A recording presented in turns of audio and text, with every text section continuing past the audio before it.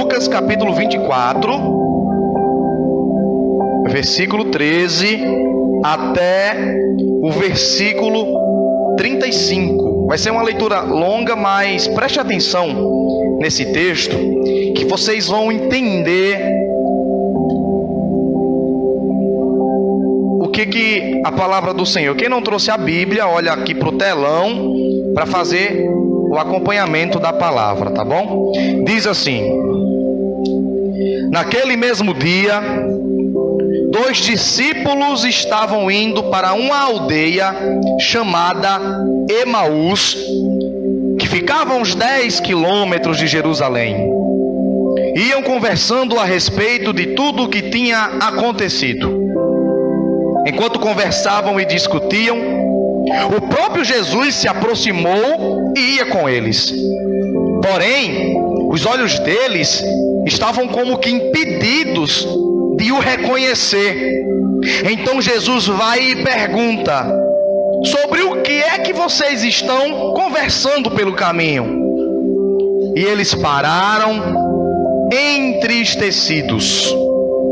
Um deles, chamado Cleopas, respondeu a Jesus: será que você é o único que esteve em Jerusalém e não sabe o que está acontecendo lá nesses últimos dias? E ele perguntou mais uma vez. Jesus perguntou: que palavras são essas? Versículo 19, por favor. Do que se trata? Quais? E eles disseram: as que dizem a respeito de Jesus o Nazareno, que foi profeta, poderoso em obras e palavras, diante de Deus e diante do povo. Versículo 20. E como os principais sacerdotes e as nossas autoridades o entregaram para ser condenado à morte e o crucificaram. Nós esperávamos que fosse ele a quem havia de redimir Israel, mas depois de tudo isso, já estamos no 3º dia desde que essas coisas aconteceram. É verdade que algumas mulheres do nosso grupo nos surpreenderam, indo de madrugada ao sepulcro ou ao túmulo, e não achando o corpo de Jesus, voltaram dizendo uma história de uma visão de anjos, aos quais afirmaram que ele está vivo. De fato, alguns dos nossos homens foram ao túmulo verificar a exatidão daquilo que as mulheres diziam, mas não confirmaram nada. Então lhes disse: como vocês são insensatos e demoram a crer naquilo que os profetas disseram. Não é verdade que o Cristo tinha de sofrer para poder entrar na sua glória? E Jesus, começando por Moisés e todos os profetas, explicou-lhes o que constava a respeito dele nas Escrituras Sagradas. E quando se aproximavam da aldeia para onde iam, Jesus disse que ia embora. Mas eles convenceram Jesus a ficar, dizendo: fica conosco, porque já é tarde e o dia já está chegando ao fim. E Jesus entrou para ficar com eles. 30. E aconteceu que estavam à mesa. Jesus pegou o pão e abençoou. Depois partiu o pão e deu a eles. Então os olhos deles nesse momento se abriram, e afinal reconheceram que era Jesus. Mas Jesus desapareceu da presença deles. E aí um dizia ao outro: não é verdade? Porventura não se abrasava, não queimava o nosso coração quando pelo caminho este homem falava das Escrituras? Versículo de número 33. E na mesma hora levantaram-se e voltaram para Jerusalém, e encontraram lá os 11 e os que estavam com eles. 34. E eles diziam: realmente o Senhor ressurgiu ou ressuscitou e apareceu a Simão. 35. Então Os dois contaram o que acontecera no caminho e como se lhes fizera conhecer no partir do pão. Diga graças a Deus. Diga graças a Deus. Senhor Jesus, fala conosco nessa noite e que a tua palavra seja alimento sobre a tua igreja. É assim que nós queremos te orar, em nome de Jesus. Você diz amém? Tome os seus assentos. Mais uma vez eu trago esse texto para a gente trazer algumas noções sobre a ressurreição de Cristo. Preste atenção, redobre a sua atenção, que vai ser uma palavra rápida, tá? Eu tô sem voz hoje, vai ser uma palavra rápida e objetiva. Daqui a pouco acabou, cadê? Já acabou a pregação? Então, preste bastante atenção, aguça os teus ouvidos para você entender o contexto desse texto, tá? Gente, há 3 formas de por que Jesus se aproximou desses 2 discípulos. Primeiro, quando Jesus ressuscita e fala primeiro com Simão, Jesus dá uma ordem a Simão, que é Pedro, e diz: olha, fica em Jerusalém, não saiam de Jerusalém, fica lá, reúnam os discípulos e fique lá.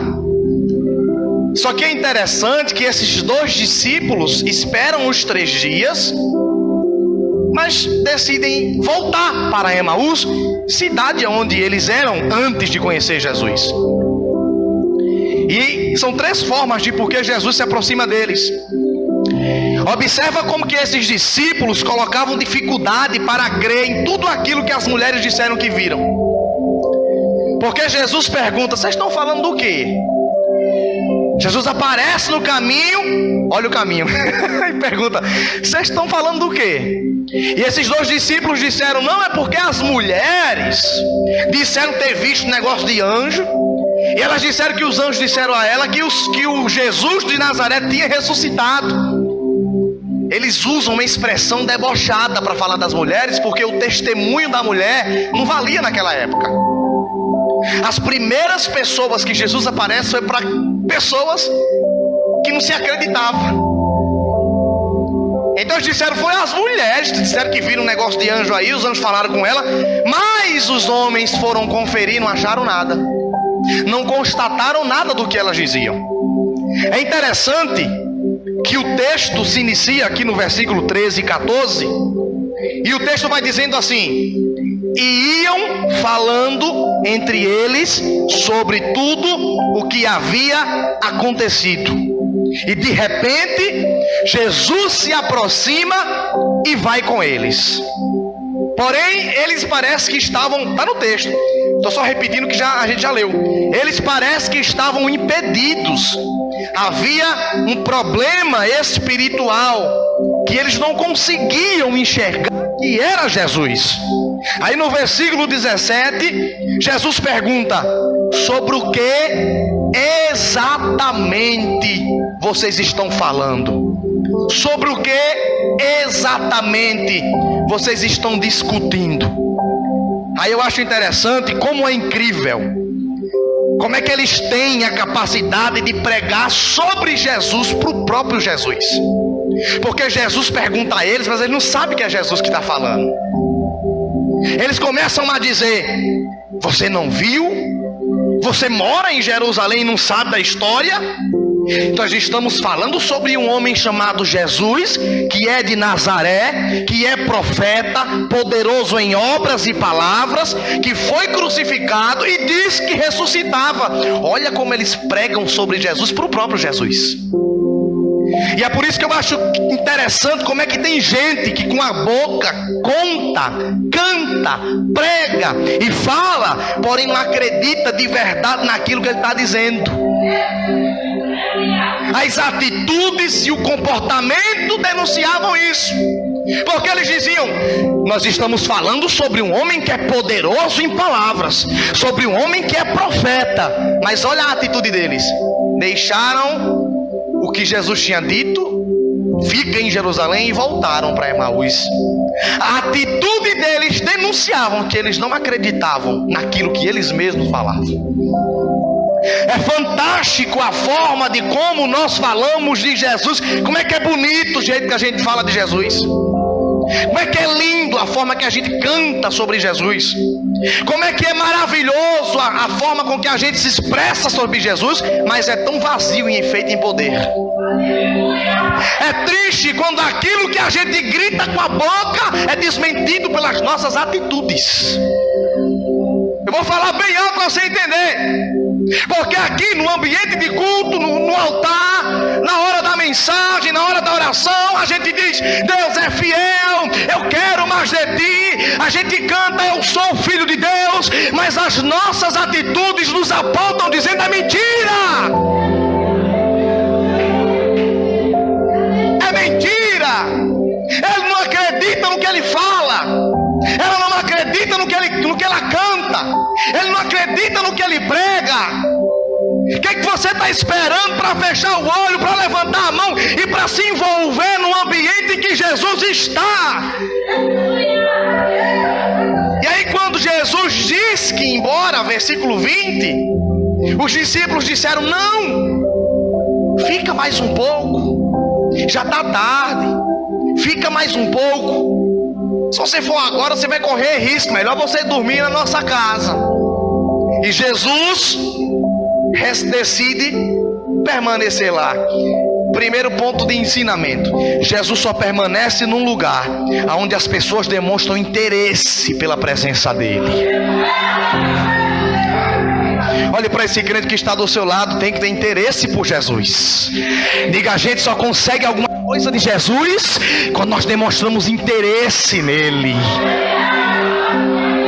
Aí Jesus disse: a conversa tá boa, mas eu vou embora. E os discípulos disseram: vai nada, fica com a gente, fica na nossa casa. Porque tem gente que quer as coisas de Jesus, mas não demonstra interesse. Quer que Jesus faça, mas não demonstra interesse. É igual quem quer namorar, mas não demonstra que quer namorar. Você quer que o outro adivinhe? Jesus precisa ver interesse pela presença dele, para que ele fique sobre o lugar que você está. Então, o versículo 35, nós vamos ver em que momento eles de fato reconheceram Jesus. Quando Jesus toma o pão, Jesus abençoa o pão na hora da ceia. E aí diz o texto que eles tiram o olho do pão, do rosto de Jesus, e vai olhar para as mãos. Quando Jesus parte o pão, eles enxergam o sinal da crucificação e eles diziam: eu sei o que é isso. Eles se espantam. Imagina, né? Você está falando com alguém na tua casa, de repente a pessoa faz assim, que... Eu vou dar uma demonstração. A roupa que eles usavam na época era até aqui. Só que para abençoar o pão, quem está abençoando tem que levantar o pão. Então, mais ou menos deve ter baixado. E diz o texto que quando eles olharam para Jesus partindo o pão, eles reconheceram pelo sinal. Eles olharam e disseram: eu conheço esse sinal. Não existe outra pessoa que tenha vida com este furo, com este buraco nas mãos. Quando Jesus toma o pão, eles tiram o olho do rosto de Jesus e olham para a expressão das mãos. Não é a circunstância que vai fazer você entender quem Jesus é ou o que Jesus está fazendo, é como você vê as coisas. E quando eles veem as mãos de Jesus, os olhos se abrem. Porque tem gente que vê, mas ainda é cego.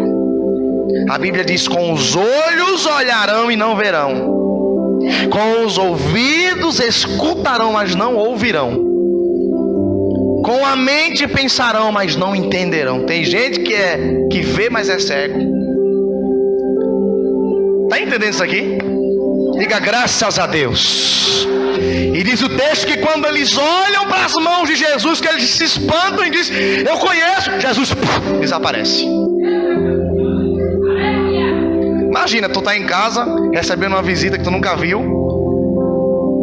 E aí Jesus começa a ensinar sobre as coisas. Daqui a pouco tu, eu acho que isso é Jesus, Jesus desaparece. É de você cair para trás e morrer, né? Já morre salvo. Mas Jesus desaparece diante da presença dos dois discípulos que estavam indo para Emaús. Emaús é uma cidade, tá? Uma aldeia. Então, por vezes nós queremos transferir a causa da nossa frustração para alguma coisa. Porque o motivo pelo qual os discípulos, esses dois discípulos, estavam voltando para Emaús, era porque já era o terceiro dia e eles não viram Jesus ressuscitado. Isso causou uma frustração neles, isso causou uma mágoa, isso causou um negócio ruim no coração deles e fez com que eles voltassem atrás e abandonassem a palavra que Jesus havia dito, que era para permanecer em Jerusalém. E é assim que a gente age. A gente por vezes queremos transferir a nossa causa da nossa frustração para alguma coisa. A gente transfere a nossa frustração por não ter conseguido algo, ou por não ser quem tão bom como a gente queria ser, seja como mãe, como pai, como amigo, como líder. A gente se frustra porque a gente não é bom como o outro é, e a gente transfere isso para alguém, arruma alguém para culpar. É o pastor, é o louvor, é o pregador, é o porteiro, é o irmão. Só que não é desse jeito. É você que está com problema com Jesus e não está percebendo isso. Porque os dois discípulos se magoaram porque Jesus apareceu para as mulheres e não apareceu para eles. Eles disseram, as mulheres disseram que viram. Já que não apareceu para a gente, então vamos embora. Será que a gente é menos importante? Ele apareceu para pessoas que nem válido é o testemunho delas e não apareceu para a gente. Então tem pessoas no ambiente de culto falando sobre Jesus, mas está com problema com Jesus. Olha para esse crente e diga, tu tem problema com Jesus? Diga assim, tu parece que tu tem problema com Jesus.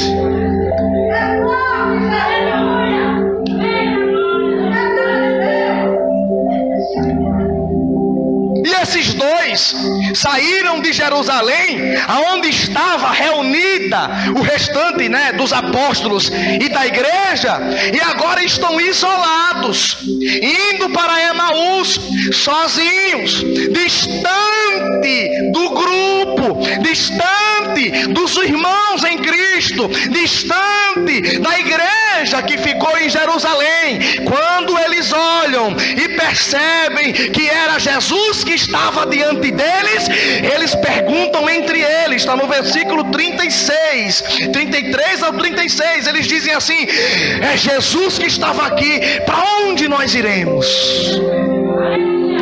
Aí um disse: para Jerusalém, da onde a gente saiu, para onde a igreja ficou reunida, para onde os discípulos estão reunidos. Olha, deixa eu dizer algo da parte de Deus aqui para você. Quando você perceber que o negócio está apertando e que Jesus falou contigo, e você diz assim: agora eu vou para onde? Você tem que vir para a igreja, onde os irmãos estão reunidos. É para cá que você tem que voltar, é para cá que você tem que vir falar o que aconteceu. Oh meu Deus do céu. Porque tem gente que é discípulo, que é crente, mas está tão longe, está tão distante dos irmãos, tão distante da igreja, tão distante de Jesus. E esse é o primeiro ponto que a gente tem que entender quando a gente está com indiferença com Jesus. O apóstolo João, ele vai dizer que se nós não consideramos a quem vemos, não podemos considerar a Cristo quem não vemos. Nós começamos a nos isolar, fica recuado no canto, não fala com muita gente, não deixa no meu cantinho. Eu não gosto de muito de estar no meio do povo, eu não gosto de estar com as pessoas. Cuidado, isolamento social é sinal de esfriamento espiritual. Então, Ivaldo, como é que eu sei que eu estou longe da igreja e voltando para Emaús? Primeiro, versículo 14: E eles iam falando de si e de tudo o que havia acontecido. Repita comigo: falando do que antes havia acontecido. Simples. Primeira coisa, quando eu sei que eu estou me afastando da igreja e voltando para Emaús, que representa o mundo, é quando nós nos movemos mais pelo passado do que pelo futuro. E eles iam falando do que tinha acontecido. Qual era o assunto que movia? Qual era a conversa deles no caminho? Falando do que tinha acontecido, tinha passado.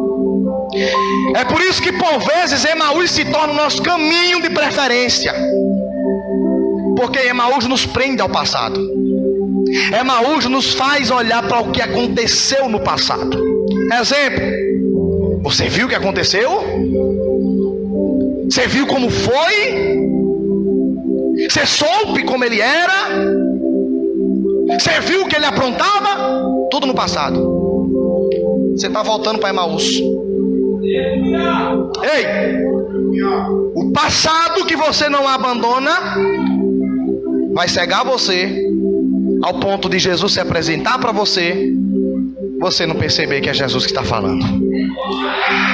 Não mantenha vivo no teu coração aquilo que deve ficar no passado. Olha para esse irmão que está do seu lado, diga assim: o que aconteceu no passado deve morrer no passado. Diga assim: independente do que magoou e do que feriu, tem que morrer no passado. Diga graças a Deus. Deus está dizendo nessa noite: nós não vivemos de passado. Eis aí um novo caminho à sua frente. Abra a sua visão, abra o seu entendimento, olha para o futuro e deixe as coisas que para trás ficam, indo firmemente para o caminho do alvo.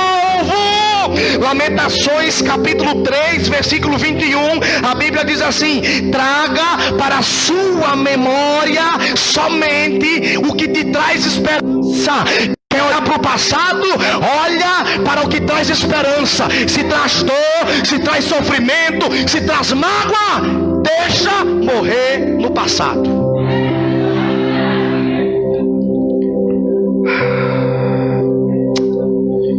Rivaldo, como é que eu sei que eu perdoei?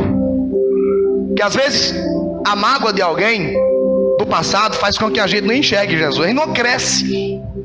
Como é que eu sei que eu perdoei alguém? É quando eu fico chalerando, recebendo na minha casa? Não. É quando você olha para a pessoa e isso não te faz se sentir mal. Aí você perdoou. É quando você olha para a pessoa que te magoou e isso não te traz sofrimento, importunação. Se nessa noite existe alguém aqui em nosso meio que está indo pelo caminho de Emaús, vivendo de passado, com raiva de alguém ou do próprio Jesus, e acontece isso, está na hora de voltar para Jerusalém. De verdade, se você agora quer dar um passo e de verdade reatar e voltar para Jerusalém, que representa a presença de Cristo, a noite é hoje. Rivaldo, por que a gente sempre quer voltar para Emaús? Voltar ao passado? Porque nós temos, escuta isso aqui, o horrível costume de querer alimentar as nossas mágoas. A gente fica botando alimento, procurando comida para dar para as nossas mágoas. De repente alguém perdoa uma pessoa, aí lá vem o outro: mas ele fez isso com você e você vai dar uma chance? Alimentando a mágoa. Mas ele disse isso, você ainda vai? Alimentando a mágoa. Você está no caminho de Emaús. Você está no caminho de Emaús. E Jesus nessa noite, está dizendo não. Não alimente as suas decepções. Isso te impede de ver Jesus. Isso te impede de reconhecer Jesus. E você não foi chamado para morrer no passado. O Ministério de Louvor, por favor, venha para cá.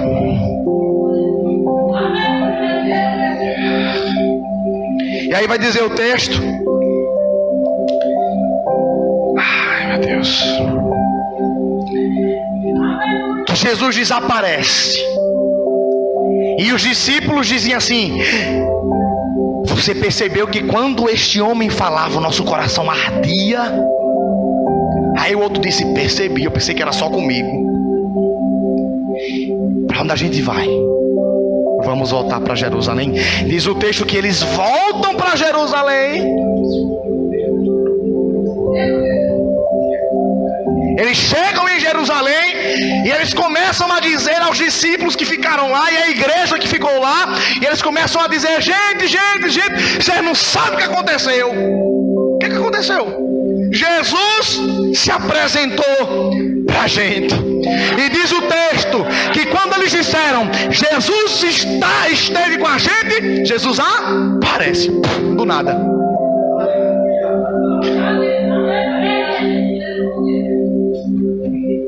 Quando Jesus aparece, deu por visto um pouco, né? Diz o texto que eles pensavam que era uma alma penada, que era um espírito. Jesus aparece para eles assim: estão com medo do quê? Jesus já aparece desse jeito, viu? Jesus, quando decide aparecer na nossa vida, não aparece: ô bichinho, coitado. Não. Jesus já aparece: estão com medo do quê? Estão vendo o bicho? Sou eu. Aí Tomé disse: é tu mesmo? Essa é a história, tá? Se for tu mesmo, Jesus disse: tu tá duvidando de mim? Se fosse eu falando, eu dizia: cabra safado, tu tá duvidando de mim? Mas não foi eu, né? Foi Jesus. Jesus disse: tu tá duvidando de mim? Então toca aqui e veja que é carne e osso. No céu não entra carne e sangue, viu? Mas carne e osso entra. Veja que é carne e osso. Toca nas feridas. Jesus disse: pois espírito não tem corpo, vede que eu tenho corpo. Aí Jesus achou pouco, ainda pegou um pão, comeu o pão e disse: espírito, come, vede que eu como convosco.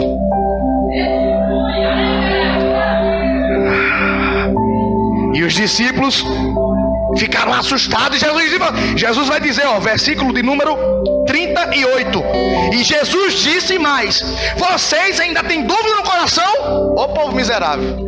Jesus comeu o pão, mostrou a ferida, tocou nele, apareceu do nada, e eles ainda estavam com dúvida no coração. Não é assim?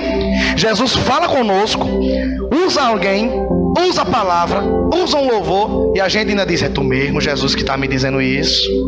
É tu mesmo, Jesus. O povo teimoso é o tal do crente. O crente é teimoso demais. Pode fazer o fundo. O crente é teimoso. E Jesus olha para eles e dizem assim: permaneçam em Jerusalém até que do alto venha sobre vós o poder do Espírito Santo. Fique de pé nessa noite.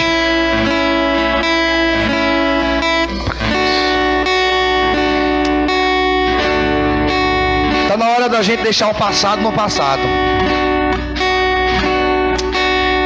Quem é que você não fala há muito tempo?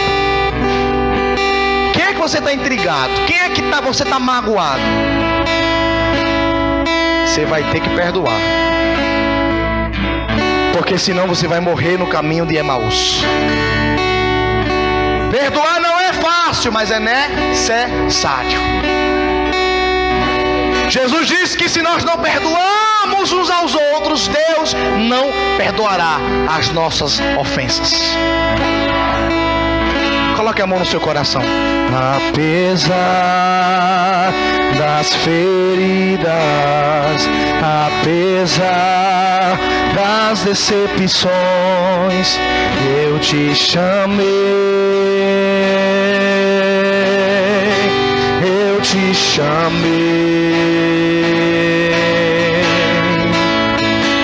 Apesar do passado, apesar, vem Eduarda, das desilusões, eu te... Coloca a mão no teu coração e começa a dizer para Jesus: Senhor, fulana me magoou, fulano me entristeceu. Mais uma vez, apesar do passar, fulano me entristeceu, Senhor, mas há uma necessidade de que eu fale com ela, de que eu perdoe ela, porque eu não posso permanecer no caminho de Emaús. Eu preciso voltar para Jerusalém.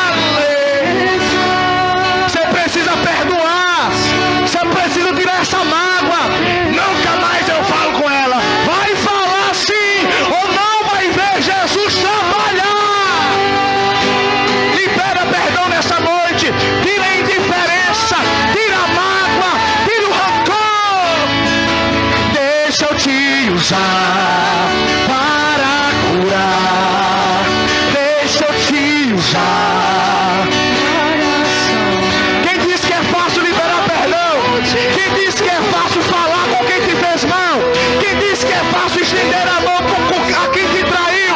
Mas se você quiser permanecer em Jerusalém e reconhecer a Jesus, é necessário que você perdoe, é necessário que você abrace, é necessário que você fale, e não pode demorar, tem que ser urgente, não dá mais tempo.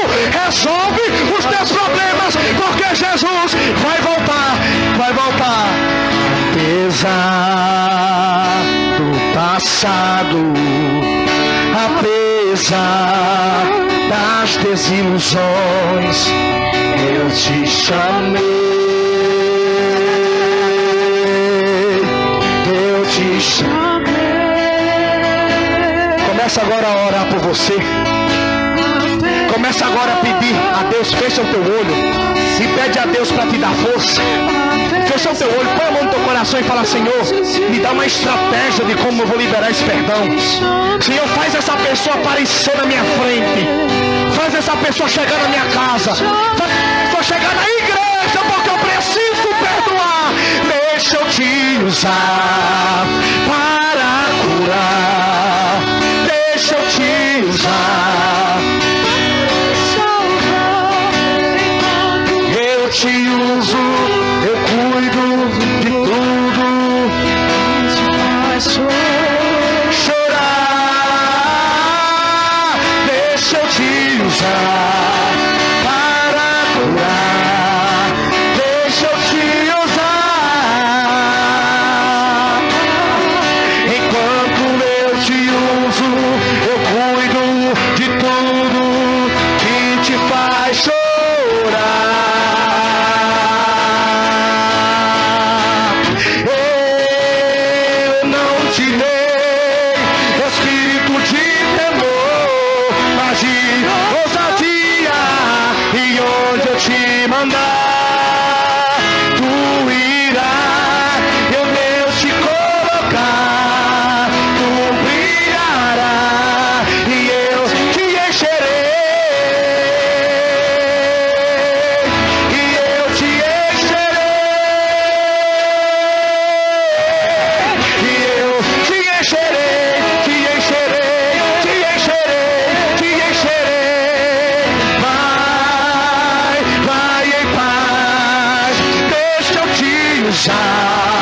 Para curar. Em nome de Jesus, nós queremos repreender toda ingratidão. Nós queremos repreender os demônios que trabalham sobre a mente de algumas pessoas, impedindo de liberar perdão. Nós oramos nessa noite e profetizamos que a igreja do Senhor é uma igreja vencedora e liberta. Você que está nos ouvindo em casa, libera perdão. Deus está falando com você. Libera perdão, porque quando você libera perdão, a tua alma terá paz, o teu pensamento terá paz. Não é fácil, não é fácil, mas há uma necessidade de um crente firmado no Evangelho perdoar, do crente firmado na palavra perdoar. Eu sei que magoou,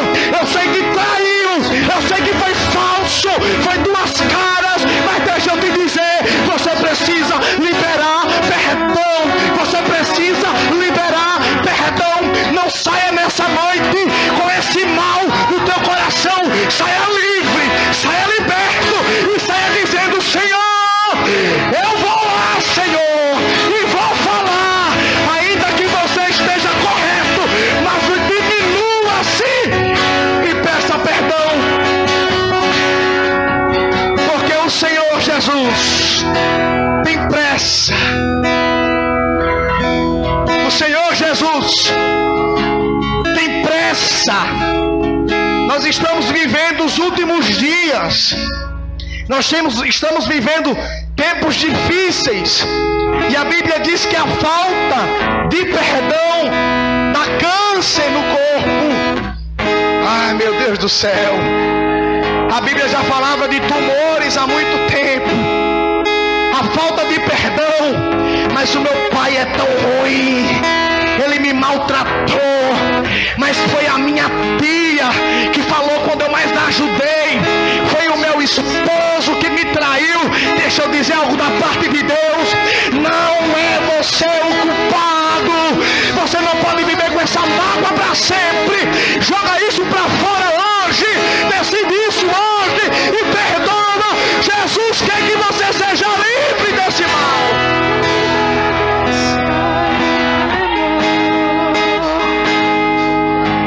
Eu mandarei o Consolador. E quando vier, Ele dará graça e temor. Uns desistiram, voltaram pra casa, mas 120 ali ficaram. Quando de repente ouviu-se um som e dos quatro cantos o vento soprou. Vem como labareda de fogo, vem como labareda de fogo, e pose sobre cada um de nós, e pose sobre cada um de nós. Vem como labareda de fogo, vem como labareda de fogo, e pose sobre cada um de nós, e pose sobre cada um de nós. Levante a sua mão para o céu. Levante a sua mão para o céu nessa noite e diga: Senhor Jesus, me ajuda. Diga para Ele: me ajuda a perdoar. Diga: aumenta a nossa fé e nos encoraja a se aproximar de quem nos magoou. Oh, meu Deus. Falará sobre nós, mas 120. Fala, caramba, sobre sobre de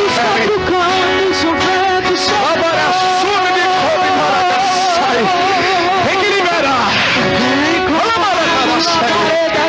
Aí eu vou comer no é necessário, é necessário, é necessário, é necessário, é necessário.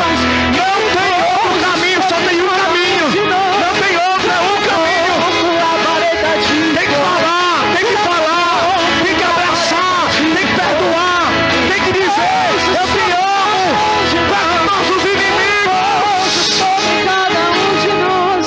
Vem como labareda de fogo, vem como labareda de fogo, e pouse sobre cada um de nós. E pouse sobre cada um. Bem baixinho. Tem alguém nessa noite que ao ouvir a pregação da palavra, afastado ou nunca se converteu ao Evangelho, e nessa noite, eu estou afastado da tua palavra, estou afastado da palavra do Senhor, perdão, estou afastado do Evangelho, e hoje eu quero retornar, eu quero dar um passo de fé. Tem alguém nessa noite que quer entregar a vida para Jesus? Tem alguém nessa noite? Você vai levantar a mão se tiver, e você vai vir aqui na frente, porque nós queremos orar por você. Vem como labareda de fogo, sai do caminho de Emaús e retorna para Jerusalém hoje. Você não sabe o que pode acontecer amanhã. Amanhã pode ser muito tarde. Vem hoje. Vem como labareda de fogo, vem como labareda de fogo, e pose sobre cada um de nós, e pose sobre cada um de nós. Ai, meu Deus, como é difícil, Senhor, trazer a menção, a questão de perdoar. Como é difícil, Senhor. Tem alguém nessa noite que quer entregar a vida para Jesus? Alguém nessa noite? Vou perguntar pela última vez. Tem alguém nessa noite? Se não tem ninguém, eu peço a Deus que dê mais uma oportunidade. Aplauda o nome do Senhor nesta noite.